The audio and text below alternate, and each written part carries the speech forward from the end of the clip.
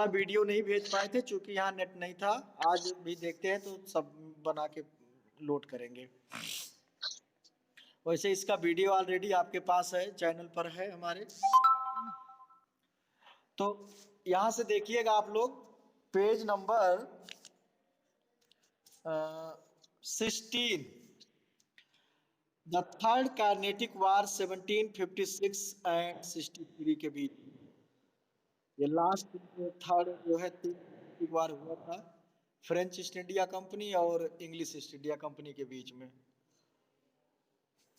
और इसके बाद ब्रिटिश की मोनोपोली हो गई थी पूरा व्यापार पे। The outbreak of the 7 Years War 1756 to 63, 7 साल का ये जो है वार चलता रहा। In Europe resulted in renewed conflict between French and British force in India. कहाँ पे ये चला? यूरोप में, फ्रांस और ब्रिटेन के बीच में। और उसी का रिजल्ट रहा कि यहाँ पर भी, इंडिया में भी ब्रिटिश और फ्रेंच ईस्ट इंडिया कंपनी के बीच में उसका कॉन्फ्लिक्ट शुरू हुआ। Leading to the third Carnatic war, the British forces captured the French settlement of Chandernagore. जहाँ पे फ्रेंच की कॉलोनी थी उसको ब्रिटिश ने कैप्चर कर लिया ना। ये चंदन नगर, आज उसको हम चंदन नगर के नाम से जानते हैं। इन 1757 द ब्रिटिश कमांडर आयर कोटी decisively defeated the French under Comte de Lally at the Battle of Wandiwash. Underline कर लीजिएगा इसको, बैटल ऑफ बैंडीवास इन 1760 में। तो ब्रिटिश के तरफ से कौन कमांडर था उस समय? आयर कोटी। डिसीवली मतलब होता है धोखे से, जैसे चीटेड करना, सामने से ना करके। डिफीटेड द फ्रेंच अंडर कॉम्टी, जो फ्रेंच की लीडिंग कर रहे थे, कॉम कॉम्टी डी लैली। और बैटल ऑफ बैंडीवास ये यूरोप की बात है, यहाँ नहीं, इंडिया की बात नहीं है। The third kinetic war concluded with the signing off the treaty of Paris. और इस तरह से पेरिस की संधि हुई 1763 में। As per the terms of this treaty, Chandernagore and Pondicherry were return to France. Chandernagore और पोंडिचेरी फ्रांस को रिटर्न कर दिया गया, वापस मिल गया, लेकिन उसके बदले में फ्रांस को काफी कीमत चुकानी पड़ी। And the French were allowed to have factories in India but they were stopped from fortifying them. Factory तो सेटल करने के लिए उनको परमिशन मिला, लेकिन फोर्टिफाइड किलेबंदी या अपने अपने सैनिकों नहीं रख सकते थे। French agreed to accept British protection in India. और फ्रेंच ने इंडिया में ब्रिटिश प्रोटेक्शन को स्वीकार किया। अब बताइए, जब प्रोटेक्शन करने वाला इनमी हो जाए, आपका शत्रु आपका प्रोटेक्शन करे, तो फिर कितना आप सुरक्षित रहेंगे। The British conquest of Bengal. Carnatic war के बाद ब्रिटिश के कदम आगे बढ़े बंगाल पर। कॉर by the middle of the 18th century, the Mughal empire disintegrated into numerous independent kingdom across the Indian subcontinent। उस समय इंडिया जो है मेनी छोटे छोटे छोटे छोटे किंगडम में बटा हुआ था। These kingdom were blinded by opportunities and tended to promote their own interest. क्या थे ये किंगडम? अक्रॉस द इंडिया, मतलब जो था कि kingdom were blinded by opportunities and tended to promote their own interest. केवल अपने अपने लाभ के लिए, अपने अपने इंटरेस्ट के लिए वो लोग सोच रहे थे, और एक दूसरे का साथ देना, एक दूसरे के अपोज में खड़ा होना, एक दूसरे से विरोध करना। मोर इम्पोर्टेंटली दियर इंटरनल कन्फ्लिक्ट, सबसे ज़्यादा उसमें महत्वपूर्ण क्या था? उनका आंतरिक conflict encourage the European colony. और इससे जो हुआ, यूरोपियन कॉलोनीज को इससे उसका बेनिफिट मिला। वो से ना मतलब दिखा दो तो बंद घेर कर power to take advantage and establish their territorial rule in India. और इसका फायदा जो इसका बेनिफिट जो है इस कन्फ्लिक्ट आपसी मतभेद का ब्रिटिश ने फायदा लिया और अपनी अपनी टेरिटरी बनाने में बढ़ाने में।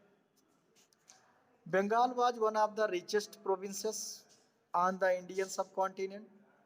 उस समय बंगाल सबसे बड़ा रेवेन्यू के मामले में बड़ा राजस्व मतलब स्टेट था।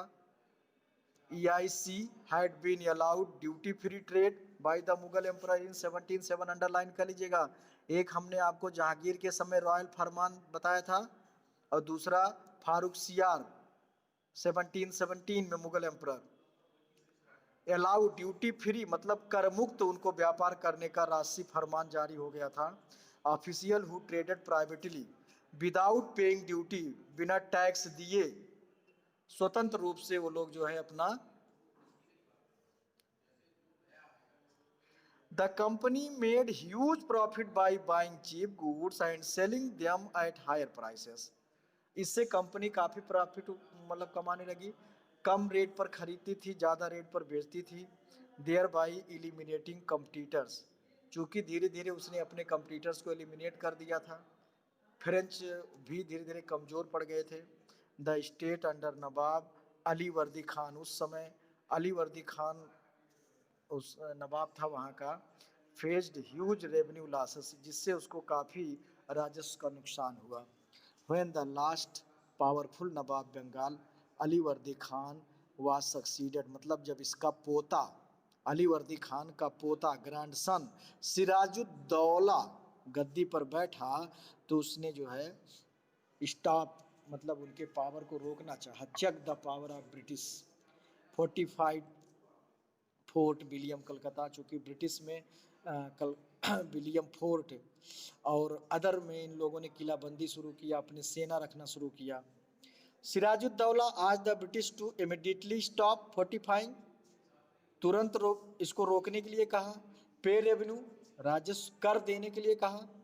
ही wanted to check the gross misuse of free passes और डैस्टॉक्स that exempted companies goods from taxes. उसने जो है जो इनको पास मिला था उसका जो मिसयूज ये लोग कर रहे थे ब्रिटिश लोग, उसको चेक करने का रोकने का प्रयास किया। He refuse to give further trade concession, और बाद में उसने व्यापारिक छूट देने पर मना कर दिया। और प्रिविलेज जो थे EIC which it had been demanding। Siraj-ud-Daulah marched with army of 30,000 soldiers and laid siege to Calcutta. अपने कैपिटल वहाँ से ये जो है अब 30,000 सैनिकों के साथ मार्च किया और कलकत्ता को सीज कर दिया। He captured companies official, disarmed its soldiers, उनके सिपाहियों को डिसआर्म निहत्था कर देना जिसको कहते हैं, कंपनी ऑफिशियल को कैप्चर कर लिया गया। एंड ब्लॉक इट्स शिप, जहाज़ों को ब्लॉक कर दिया गया। Then he place Calcutta under the charge of Manik Chand, और मानिक चंद के हाथ में कलकत्ता का चार्ज देकर के वापस मुर्शिदाबाद, चूंकि उस समय उसकी कैपिटल मुर्शिदाबाद थी। The battle of Plassey 1757। Robert Clive was sent, Robert Clive चूंकि उधर मद्रास में जो है सफलता ले चुका था कार्नेटिक वार में फ्रेंच के अगेंस्ट, और उसको पुनः कूटनीतिक के लिए भेजा गया मद्रास प्रेसिडेंसी से रिकैप्चर कलकत्ता, कलकत्ता को पुनः रिकैप्चर करने के लिए। आप अंडरलाइन करते रहिएगा।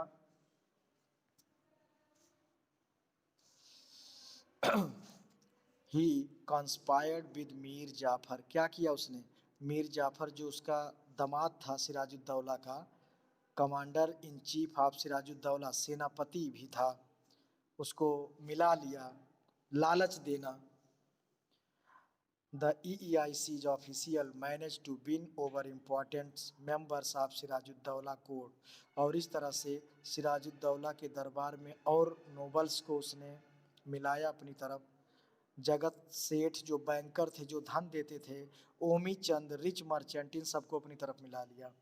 With their support the British forces defeated nawab in the battle of Plassey 1757।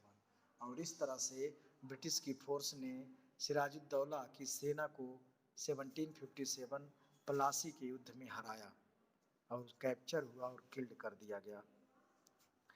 आज the EIC official had promise, जिस तरह से इन लोगों ने वादा किया था कि हम ये तुम्हें देंगे वो करेंगे, उन्होंने किया। मीर जाफर को नवाब बना दिया गया और ये पपेट की तरह से एक तरह से कठपुतली रह गए ब्रिटिश के हाथ की। Granted them the zamindari of 24 district in Bengal, और बंगाल में 24 जिलों की जो है इनको जमींदारी मिल गई ब्रिटिश को, कर वसूलने से लेकर के हर। All the French settlements in Bengal were also surrendered to English. Bengal में जितने फ्रेंच सेटलमेंट थे सब सरेंडर कर दिए। इस तरह से फ्रेंच पूरी तरह से पावर से हीन हो गया। The rich resources of Bengal made them financially stable to further their political desire. और इस तरह से बंगाल जो कि सबसे बड़ा स्टेट था रेवेन्यू के मामले में, वहाँ का पावर मिलने से ब्रिटिश के पूरी तरह से जो उनके मंसूबे थे पूरी टेरिटरी पर कब्जा करना, वो अंगद के पांव की तरह से सीधा से समझ लीजिए जम गए। With this victory, the EEIC exercised real power in Bengal. Real power का मतलब है कि था तो नवाब दूसरा, लेकिन सारा पावर सारा सब कुछ ब्रिटिश के हाथ में था। जैसा ये चाहते थे वैसा ही होता था। दे मोनोपोलिस्ट ट्रेड, व्यापार पर एकाधिकार, Bengal and gradually ousted the French and Dutch, धीरे धीरे फ्रेंच और डच को बाहर कर देना। The company continue to make heavy monetary demand, इस तरह से कंपनी लगातार मॉनेटरी डिमांड मतलब फंड की मांग करती रही नवाब से, और नवाब जो है उसको अनेबल टू मीट मतलब देने में असमर्थ रहा। When he refuse the grant more trade privilege, जब उसने मना कर दिया, द इंग्लिश डिस्पोज्ड हिम, उसको हटा के उसकी जगह पे उसके सन इन लॉ, उसके दामाद मीर कासिम को गद्दी पर बैठा दिया गया। अब नेक्स्ट है आपका the battle of Buxar 1764। Mir Qasim new nawab of Bengal soon realise, शीघ्र ही वो भी महसूस किया डिपेंडेंस ऑन द EIC कि वो स्वतंत्र नहीं है, हर चीज के लिए उसको EIC पर निर्भर होना है, अपने निर्णय तक वो नहीं ले पा रहा है। Try to consolidate his power to free himself, और इस तरह से अपने को मुक्त होने के लिए, ब्रिटिश के पावर से आज़ाद होने के लिए उसने he dismiss the Mir Jafar's official, Mir Jafar ने जो नियुक्त किए थे कर्मचारियों को उनको डिसमिस कर दिया, उनको नए रखा गया। He invited European mercenaries to train soldiers, अपनी सिपाहियों को ट्रेन करने के लिए उसने यूरोपियन मर्सरीज को रखा। प्रोफेशनल सोल्जर्स होते हैं जो ट्रेनर देते हैं। ही एबोलिश टैक्सेस और इंटरनल ट्रेड, आंतरिक व्यापार पर टैक्स को खत्म करके provide equal opportunity to the English and Indian, सबके लिए समान अपॉर्चुनिटी रखा। He also tried to check the misuse of trade privilege of the British. The British were surprised as well as alarmed, इस तरह से ब्रिटिश इसके policy से जो है बहुत चकित थे कि ये कैसे हो रहा है, और अलार्ड मतलब रेडी भी थे। By the moves therefore they decided to get rid of Mir Qasim, और इस तरह से वो मीर कासिम से भी छुटकारा चाहते थे। He was defeated by the British and forced to flee Awadh, और वो डिफीट हुआ और अवध की तरफ भागा। उस समय अवध का नवाब Shujauddaula, the nawab of Awadh and Shah Alam second Mughal emperor expelling the English from Bengal. English को बंगाल से भगाने के लिए लोगों ने एक संयुक्त एलाइज टीम बनाई। 1764 their combined armies met the English forces. Result क्या हुआ? Battle of Buxar was followed. Mir Qasim and his allies, Nawab of Awadh Sujauddaulah and Mughal Emperor Shah Alam II were defeated. And the EIC became the real master of Bengal. इस तरह से इनकी हार हुई और बंगाल पर पूरी तरह से ब्रिटिश का अधिकार हो गया। Mir Qasim was expelled from Bengal and Mir Jafar. Mir Qasim को बंगाल के नवाब से हटा दिया गया और मीर जाफर को पुनः जो है गद्दी पर बैठाया गया। In 1765 Shujauddaula sign treaty of Allahabad. Shujauddaula को भी साइन करना पड़ा, संधि हुई इलाहाबाद की। डेट आप याद रखिए। Mughal emperor granted the Diwani और right to collect revenue from Bengal. और इस तरह से जो शाह आलम थे, इन्होंने ग्रांट पुनः कर दिया रेवेन्यू का बिहार उड़ीसा तीनों राज्यों में। To the company in return he was given an annual tribute of 26 lakh. और इसके बदले में 26 लाख जो है पर साल देना पड़ता था। The Nawab of Awadh had to pay a war indemnity of 50 lakh, but this kingdom was restored to him as British protectorate. Nawab Awadh had to pay a वार, मतलब युद्ध का एक तरह से उसके ऊपर हर्जाना के रूप में 50 लाख जो है देना पड़ा ब्रिटिश को, और अपने restore to him as British protectorate, और अपने राज्य में एक ब्रिटिश ऑफिशियल के रूप में उनको रखना पड़ा। I state control and protected by another. जैसे कंट्रोल तो नवाब के हाथ में है, लेकिन प्रोटेक्शन किस पे है उसका, ब्रिटिश का।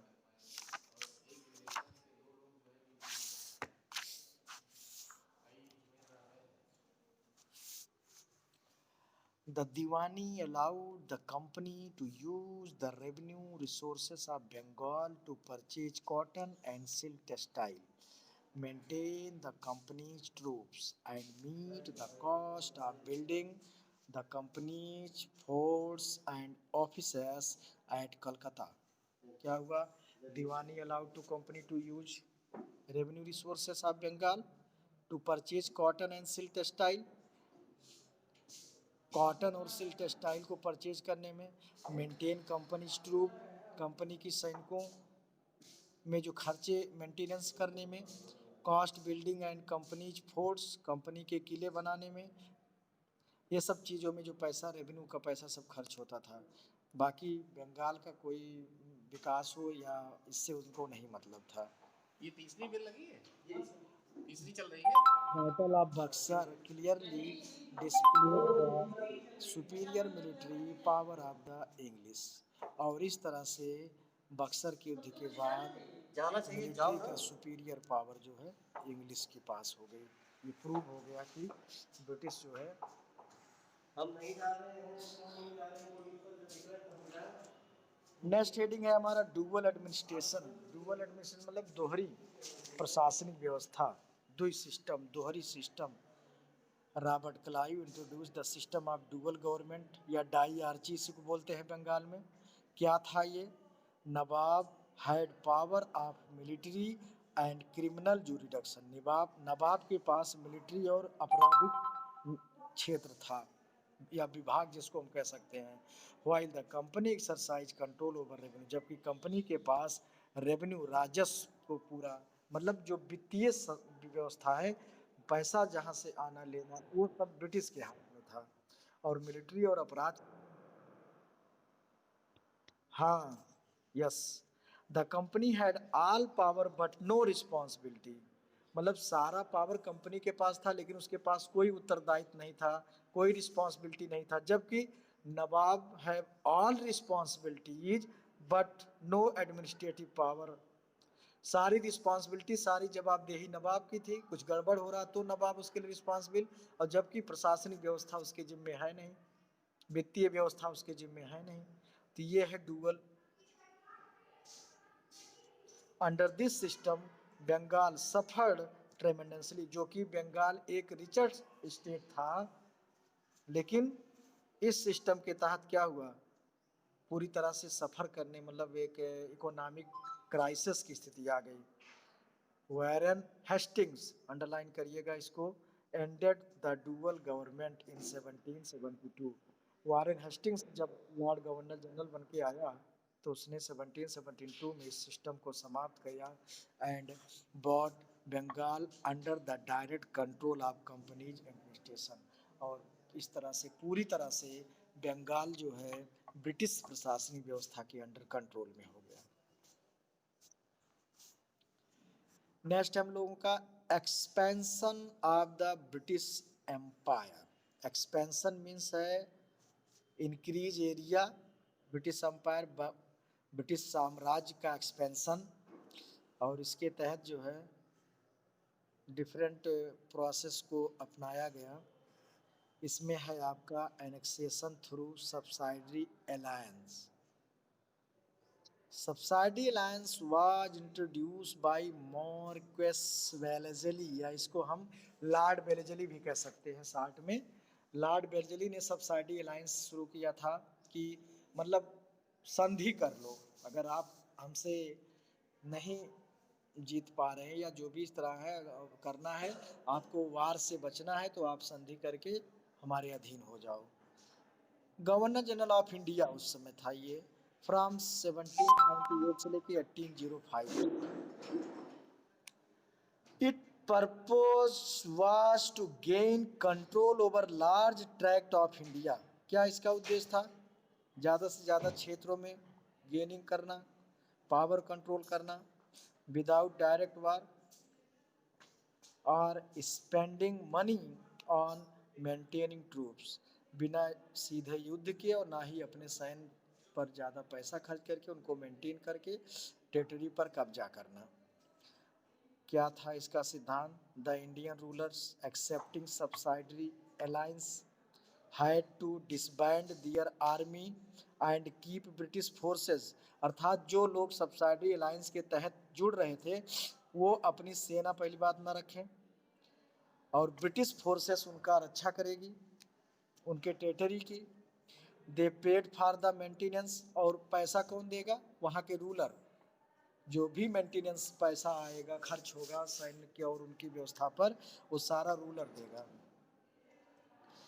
दे protect from external and internal danger in case the Indian ruler fail to make payment, और जब इंडियन रूलर्स पेमेंट पैसा देने में सक्सेस नहीं हो पाते, either the whole or parts of their territory was ceded to the British as penalty. Penalty के रूप में उनका पूरा का पूरा या आधा टेरिटरी जो है सीज कर दिया जाता था।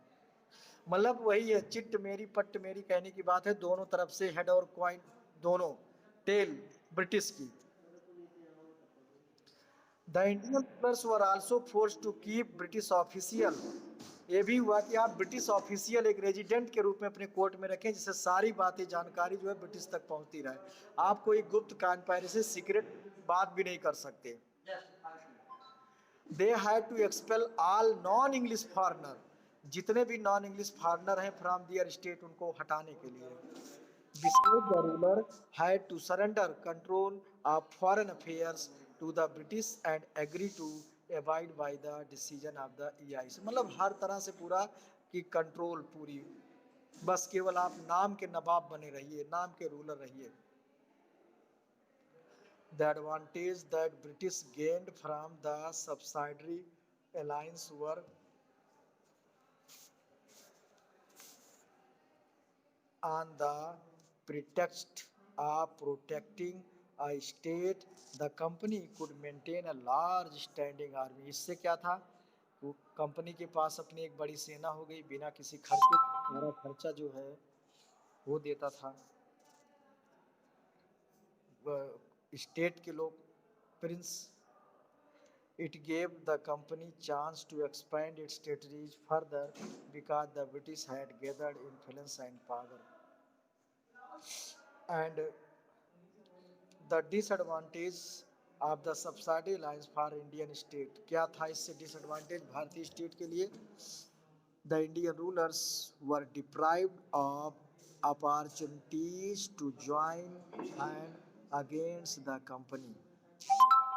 Deprive opportunity to join hand against the, इससे जो अलग अलग स्टेट के रूलर थे वो लोग ब्रिटिश से नाराज होकर के आपस में संधि किया, मिला। They lost their right of decision making and had to face interference of resident. What? क्या? कौन सी? The Indian rulers were deprived of, हाँ हाँ देखिए, opportunity to join hand against the company, मतलब इससे क्या हुआ, जो इंडियन रूलर थे उनके जो अपॉर्चुनिटी थी, मतलब जो मौका जिसको हम कह सकते हैं डिप्राइव हुआ, का कानून जिसको हम कह सकते हैं, तो वो लोग जो है आपस में, हेलो आवाज नहीं भाई, तो वो अलग अलग स्टेट के रूलर आपस में मिल करके ब्रिटिश के अगेंस्ट उन लोगों ने ज्वाइन हुए, मतलब एकजुटता बनाने का प्रयास किया ब्रिटिश के अगेंस्ट। क्लियर भी मेरे को क्या करूं, हाँ, अपना आप लोग आवाज बंद ही नहीं करोगे।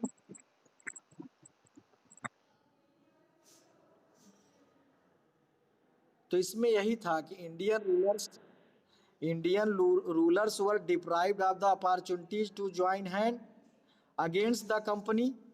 इस तरह से भाई जब ये हुआ कि आप के कोर्ट में एक ब्रिटिश ऑफिशियल रहेगा, एक ब्रिटिश प्रतिनिधि रहेगा, इस तरह से आप उनके अगेंस्ट सीक्रेट कोई मीटिंग भी नहीं कर सकते हैं, कोई योजना भी नहीं बना सकते हो।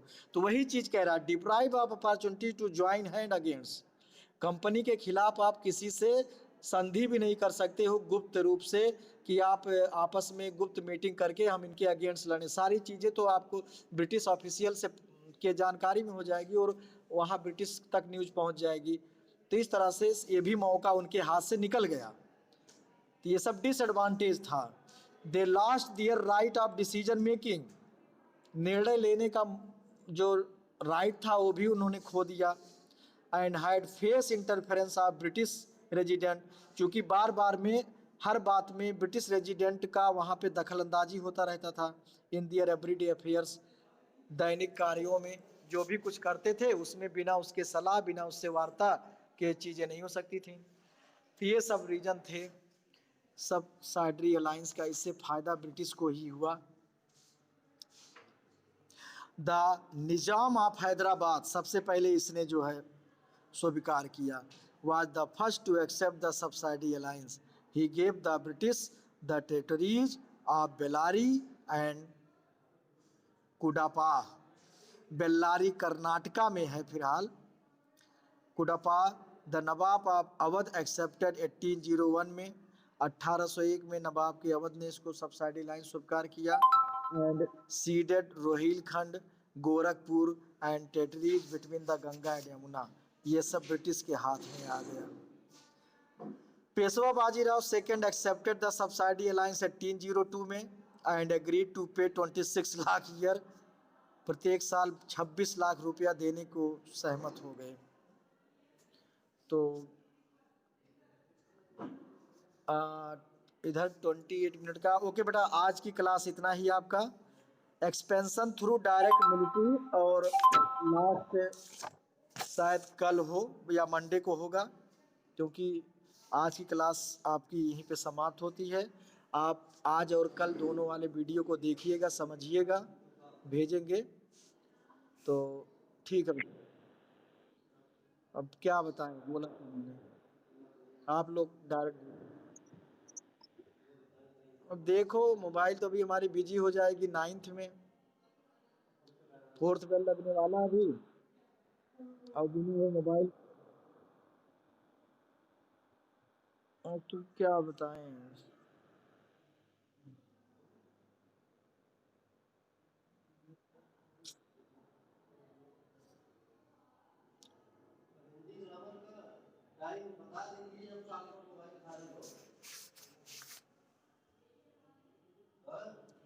हाँ? अब मोबाइल मेरी जो है 4th पीरियड के बाद ही खाली हो पाएगी, क्योंकि अभी 4th में जाएंगे तो वहां भी बनेगा।